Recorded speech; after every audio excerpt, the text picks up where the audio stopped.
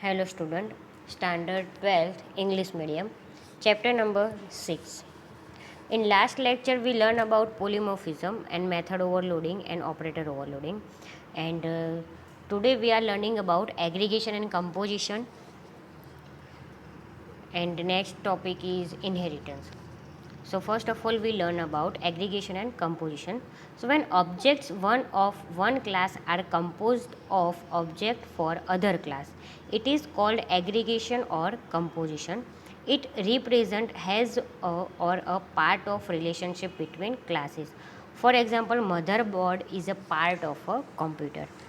सो यहाँ पे आपको बोला गया कि जब आप ऑब्जेक्ट यूज़ करते हो, ठीक है, सो एक क्लास का जो ऑब्जेक्ट होता है वो दूसरे क्लास में जब यूज़ होता है, एक क्लास में जो क्लास का ऑब्जेक्ट है वही वो क्लास में तो यूज़ होता ही, लेकिन उसके अलावा भी वो दूसरे क्लास में भी यूज़ होता है वो ऑब्जेक्ट, तो उसको एग्रीगेशन और कंपोजिशन बोलते हैं.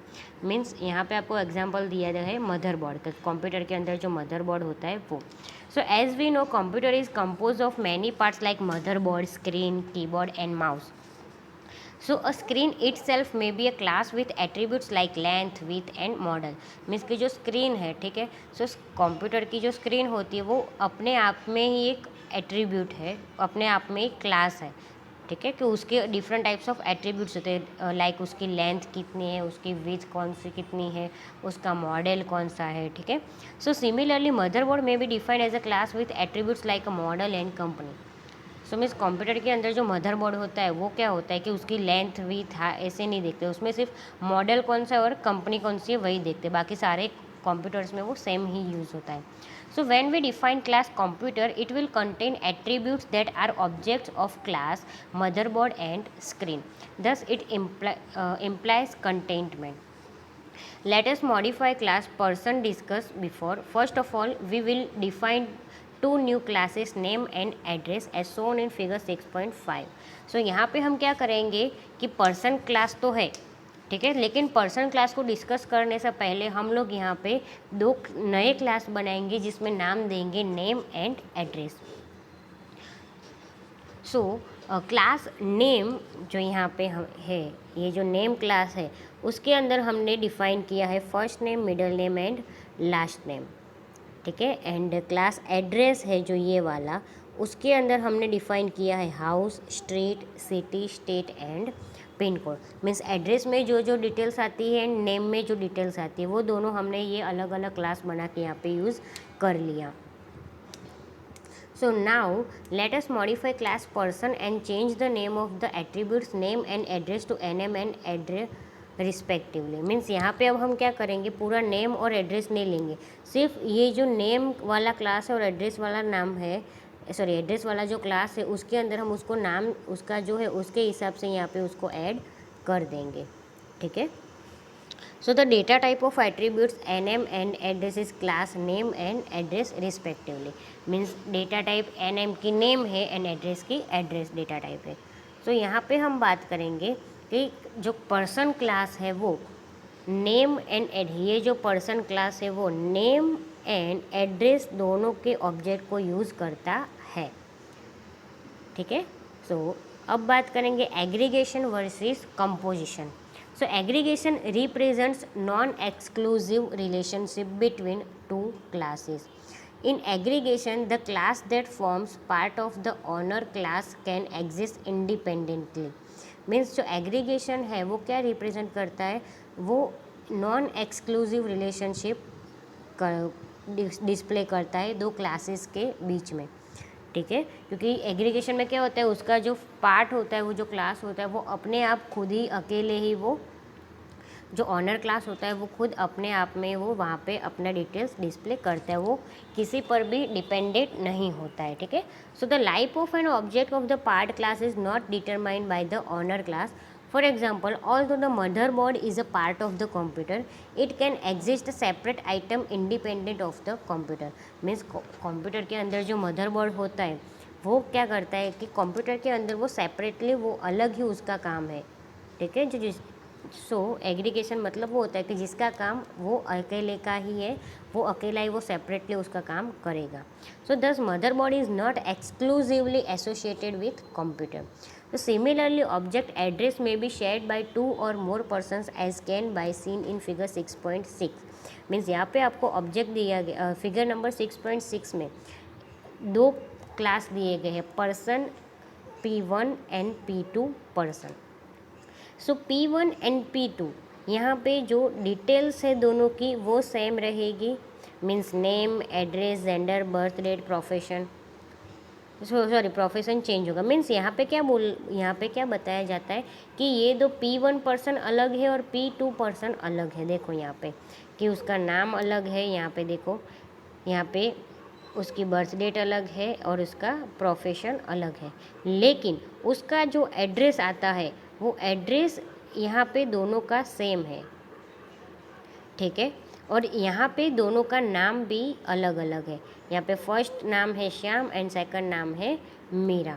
तो यहाँ पे 2 पर्सन अलग अलग है, वो जो भी पर्सन है, ठीक है, 2 पर्सन अलग अलग है, उसके नाम भी अलग अलग है, लेकिन उसका एड्रेस सेम है।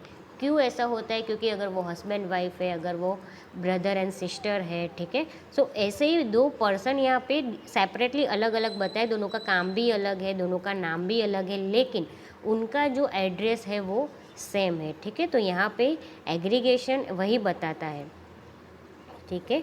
मीन्स यहाँ पे आपको बताया गया है कि जो 2 पर्सन है वो सेम ऑब्जेक्ट है, लेकिन उनके नेम और उसके जो एड्रेस है वो नेम अलग है लेकिन एड्रेस सेम है, ठीक है। So basic aggregation is represented using an empty diamond symbol next to the whole class as shown in figure 6.7। Means basic aggregation आपको यहाँ गया है कि यहाँ पे जो ब्लैंक डायमंड है, जो खाली डायमंड है, एम्प्टी डायमंड है, उसको एग्रीगेशन का सिंबल बोलते हैं, और यहाँ पे जो भरा हुआ डायमंड है, ठीक है, उसको कंपोजिशन बोलते हैं। So composition represents exclusive relationship between 2 classes. Means यहाँ पे नेम एंड पर्सन के बारे में, उनके बीच में रिलेशनशिप है वो बताते, 2 क्लास के बीच में रिलेशनशिप है वो बताते, जो यहाँ पे ये कंपोजिशन का सिंबल है वो, ठीक है। And composition is a strong type of aggregation where the lifetime of a part class depends on the existence of the owner class। Means यहाँ पे जो एग्रीगेशन है वो क्या करता है कि जो दोनों पर्सन और जो एड्रेस का क्लास है वो वहाँ पे डिपेंड्स करता है कि वो लाइफ टाइम रहेगा या नहीं, जब तक ऑनर उसका यूज़ ना करे तब तक। मीन्स यहाँ पे हमको बताएगी if N object of aggregating class is deleted. Means यहाँ पे जो एग्रीगेशन क्लास इज डिलीटेड, इस part class object also will get deleted.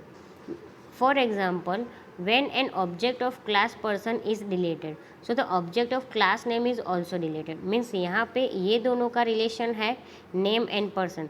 सो अगर जब हम ये नेम वाला क्लास है उसको डिलीट कर देंगे, तब ये जो नेम है वो नेम का ऑब्जेक्ट भी ऑटोमेटिक डिलीट हो जाएगा, ठीक है।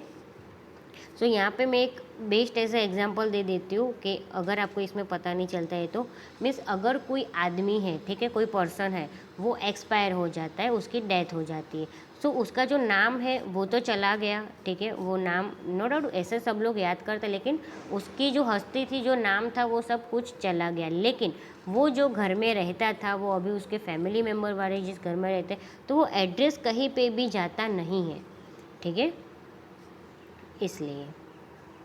So in the given example, a relationship between class person and class name means person and class जो ये person and name का जो class है वो composition relationship है, and where the relationship between class person and class address is aggregation relationship। means ये जो person and name के बीच में जो है वो composition relationship है, और यहाँ पे जो है वो aggregation relationship है। So the class that is contained in owner class is known as subject class or part class or aggregated class। So for example, the classes name and address shown in figure 6.7 are aggregated class। So यहाँ पे आपको दिया गया name and address जो है, ठीक है, वो aggregated class है। Then after we talk about inheritance।